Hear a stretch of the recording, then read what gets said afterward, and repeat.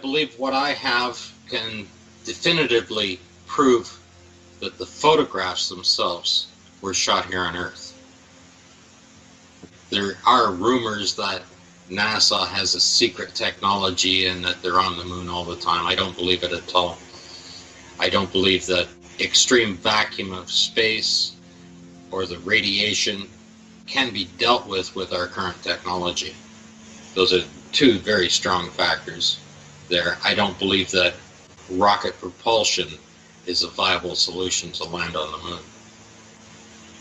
I agree. Yep, same here.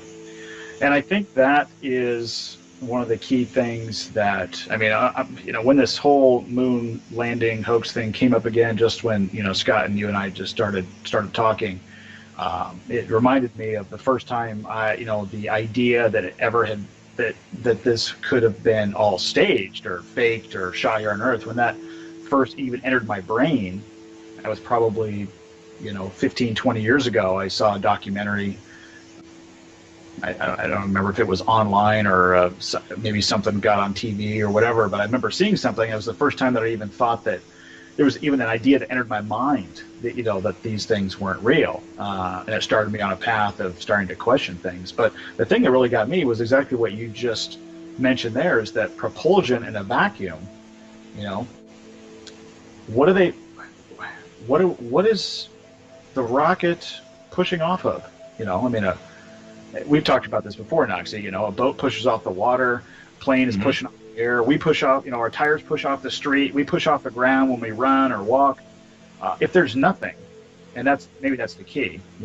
Can nothing exist? Can there actually be nothing?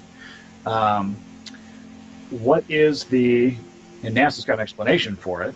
It's the gas is expanding, but that's not something that we can demonstrate or go into a laboratory and duplicate. Again, this is imagination, I think. And Scott, what's your opinion on the propulsion in a vacuum? Well, let's assume that it does work. How much fuel does it have to change direction? It's not like turning the wheel on your car. You have in space, you have no friction of any kind. So if you're traveling with many tons of equipment in one direction at 9 kilometers a second, right? It takes as much fuel to slow it down. You actually have to stop that direction from fuel. There's no way you can't turn it. You can't just put a retro rocket and point the nose somewhere. It doesn't go that direction. It's still going to be going that exact same direction until you stop it with fuel. And when you want to go to another direction, you now have to have enough fuel to accelerate it to that speed. And if it didn't work. So when they claim they circumvented the Van Allen belts by going up around the North Pole and out and around the edge of it, right? Well, you need about 3 more Saturn V rockets just to pull that off of fuel. Yeah. Right? Every adjustment they make out there isn't just by firing a little retro rocket and turning the craft a different direction like you turn the wheel in your car. Yeah. You have to stop that direction. There's no other friction to stop you from traveling in the direction you're going at.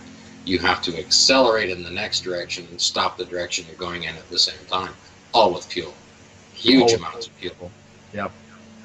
We've got a call that came in. I want to jump over to area code 304. You're live with Paul McLean and Noxie. And what's your question for Mr. Scott Henderson? Hello, how are you this evening? Good, how are you doing? Hey, what's up, man? Good. Is it a true statement that none of the original footage is left from NASA, from any of the moon landings, and all they have is the pictures? All the original footage was from the videos were destroyed?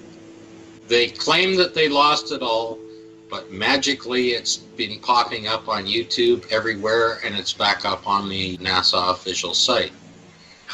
They say they're second generation or whatever. The same with all the data files. They claim they're restoring it. They actually claim they have hired a company to bring back the erase files. They're paying some company billions of dollars to bring back the ones that they recorded over. That's what they're claiming, to bring them back up. And I'm quite sure they have them all archived somewhere. And because anybody that works at NASA believes that they landed on the moon, They have no idea what's in the video footage. They have no idea what's in the photographs. They wouldn't be able to see it. I call it the Emperor's New Clothing Syndrome, where you're just simply blinded by the information you're given and you believe it. And you can present anything. You can present a wet flag. They simply can't see it. Yeah. That's the Emperor's New Clothing Syndrome. All right, thank you. You all have a good evening. Thank you. I'm Yep. just a little guy that's saying that it's wet. And the ones that can see that it's wet can see that it's wet, and the rest of them can see that it's wet and they deny it. Then they get angry. Sometimes they get violent. They swear a lot. And all they do is they'll try and discredit me. Good luck with that. Yeah, you and I were talking about. I know there's been someone that's claiming that it's wet, but it's okay because, like we talked about at the top of the show, it's wet or it might be moist, but that's not unusual.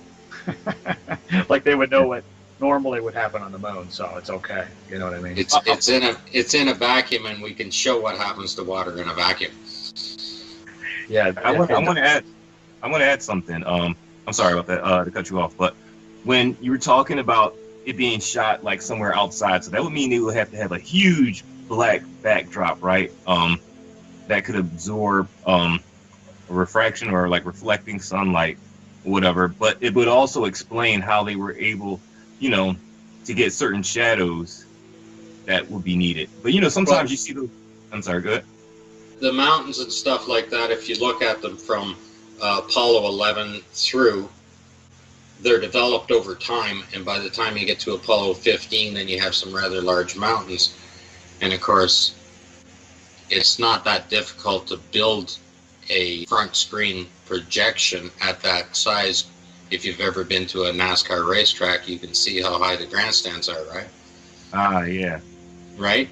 And don't forget they have equipment that can quite mobilely walk around millions of pounds of rocket. You've seen those big floats that they have to move the equipment, right? Mm-hmm. The gantry crane that they were practicing with was 350 feet long and I think a couple hundred feet wide.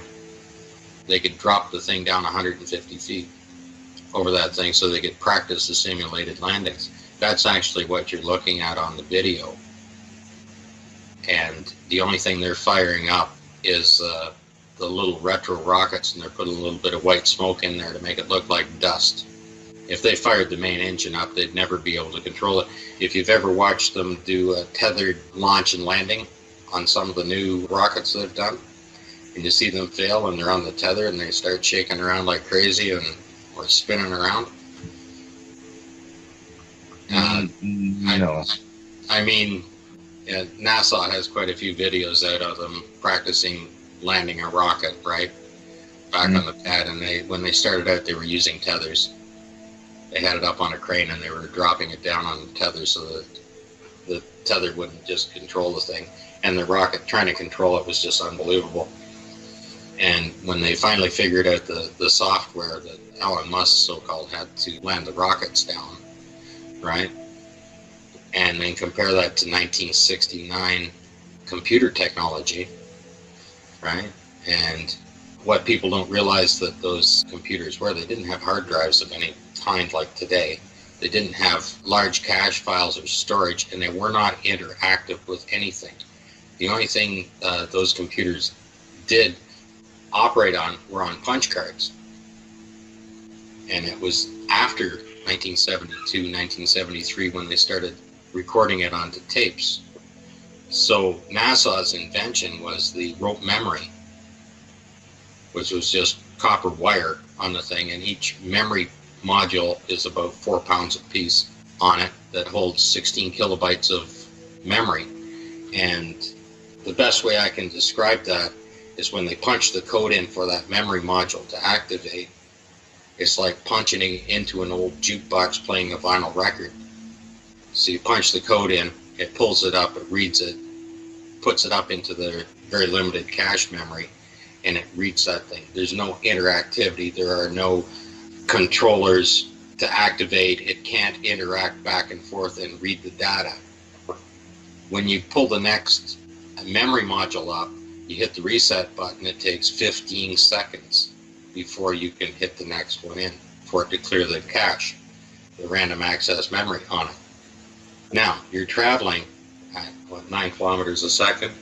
Even if you're traveling at 3 kilometers a second in orbit around the moon, how far did you travel by the time it loaded one program in, assuming that it's actually connected to any piece of equipment?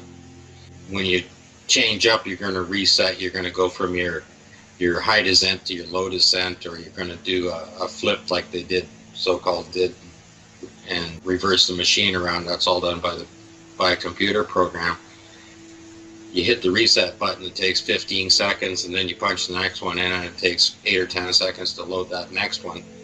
I think the only thing you'd be recording would be the impact crater when you hit the ground. You know. Hey Scott, we got another call. I want to get another call in here. Area code 985. You are live with Paul the Plane Noxie. Who is this, and what's your question for Scott? Oh, hey Scott, Noxie, Paul. It's Valley Music Journey. Calling and just had a quick question about those spacesuits again. Yeah, go for it. When you go into the amount of tours that are necessary to counteract the vacuum of space, you know, Mark Sargent just did that challenge, right? You might have mentioned that already, about getting another person in a chamber at one of the universities that says they have a vacuum chamber, or at the NASA chamber, and they have to go in at the same time and demonstrate that those suits can work. Is there actually a material that's flexible that would actually even be able to work in a complete vacuum? Well, NASA now claims that they have suits with armor or fiberglass armor in there on the joints, chest plates, and everything else. And I'm quite sure they could build those strong enough. But the Apollo astronauts' suits were just made out of multi-layer material. I don't know how they could seal on the zipper on the back at all. If you ever looked at the suit on the back side of it, and if you look at the museum shots, you'll see nice shots of the back of the suit with it hanging up, showing it. It looks almost like a dive suit, the rubber coating that's in there, and then the zipper. You still won't seal it. If you look at Apollo 11 and Apollo 12, you see they have a flap on the front of it, and I think those suits were designed so that they could take a leak when they were practicing. By the time they got to 14, they got rid of that. They changed it and catheterized them to do the shots. Yeah. So I had a related moon question, but it's not technological. But do you think that, maybe this is for Paul too, if we could get a Nikon P900 in schools and then have them practice nighttime astronomy with it, do zoom on a jet flying overhead and compare that to the ratio of distance it is away compared to the size of the moon and the ratio of the distance that it's away. You take the P900 and you're zooming in on a moon, and you're able to get a relative tighter shot on that than you can get on a plane at 7 miles up. If you could get that in front of the public somehow, which is what you guys are trying to do, and you're doing a great job of it, but unprogram that programming that Scott was talking about at a younger age, because by the time they reach 40 or 30 or even 20, they're already so programmed they can't see if something's wet, if the flag's wet or spacesuit's got mud on it. They're so programmed they can't envision that anymore. Just a camera in school nowadays, if they used it at night or did some tests across the ocean with a camera to see how far they can see, they might learn a different way to counteract the programming. Yeah, I agree. And I think it comes down to, the concept of angular resolution and really understanding, because we're told that, to be able to see farther, if we live on a sphere, then you need to raise up an altitude so you can see over the curve and down the other side, right? but what's actually happening. And when we do go up in altitude, like on an airplane or whatever, we can see further, but it's not because we're seeing further, in my opinion, seeing further around the ball. What we've done is we've increased our angular resolution. So the distance between 2 points, we have a different angle now. The distance between 2 points is further than if we were looking at the same. Instead of plot against one side. Yeah. So getting some of those concepts, and then adding photography and long distance photography like you're talking about, and looking at, at what distance, based on your lens, and being able to focus in on the moon or other celestial objects and what you can focus at, and understanding, focal length and things like that. You start, the evidence starts kind of piling up that maybe it's a little bit closer. I think it's kind of what you're getting at. Yeah. Just to finish, Scott, I think I want to just echo, man, amazing what you've done in such a short period of time compared to other researchers. It's not a short period of time. Doing moon things. I really got into it by 2008. I was looking after my parents, quite elderly, and believe me, people think I don't have the time. I was sitting up at night to monitor them, so I'm spending about 12 hours a night having to be very quiet and alert. So 12 hours, 7 days a week for 10 years is what it adds up to. So you're over 5,000 hours a year.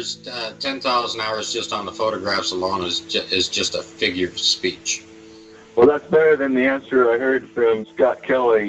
He's got an evil twin, and those guys together can fake all the time they want in two places. So you're able to do it as one man because you're watching your folks all night. That's right. Well, Kelly. Right. I might have taken a few minutes to look at the Sunshine Girl or watch the news or a comedy show, but I guarantee you I spent quite a few hours at night keeping quite busy doing this. And once I got into it, I became obsessed with it, and I still am. I still spend 4 or 5 hours a day now. You are a different kind of researcher because you're a moon researcher. A moon mission researcher. So that amount of time would require an enormous amount of concentration. So anyway, I applaud you, and bravo. Thanks for all your work. Well, thank you very much. Well, thanks for calling, and we'll get somewhere. Yeah. Appreciate it.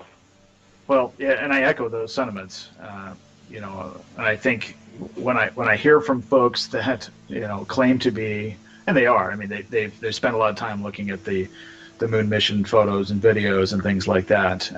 And then when they see some of the work that you've uncovered, some of the details you've uncovered, Scott, and they're going, wow.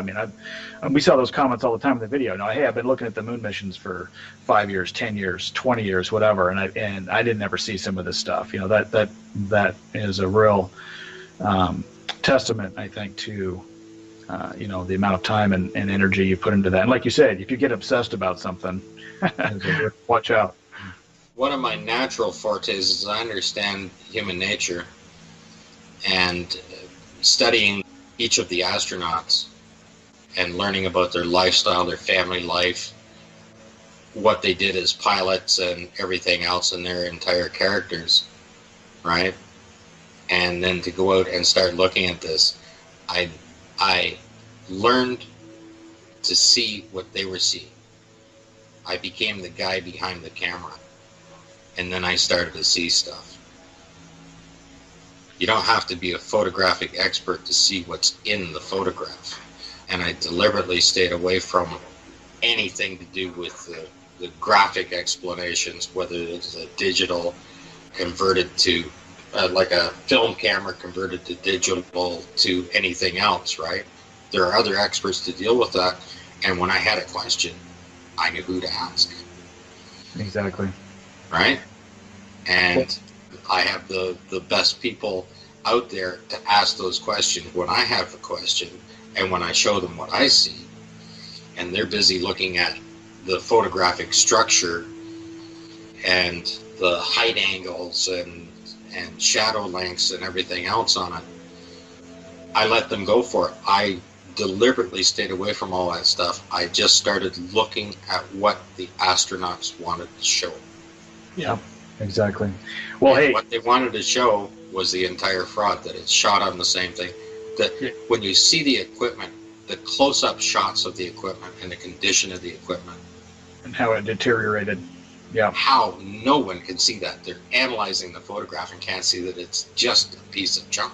Right there in front of it. Hey, it's hard to believe, but guess what? We've only got about a minute left. So, Scott, I want to just thank you for taking the time to visit with us tonight. Well, thank you, sir.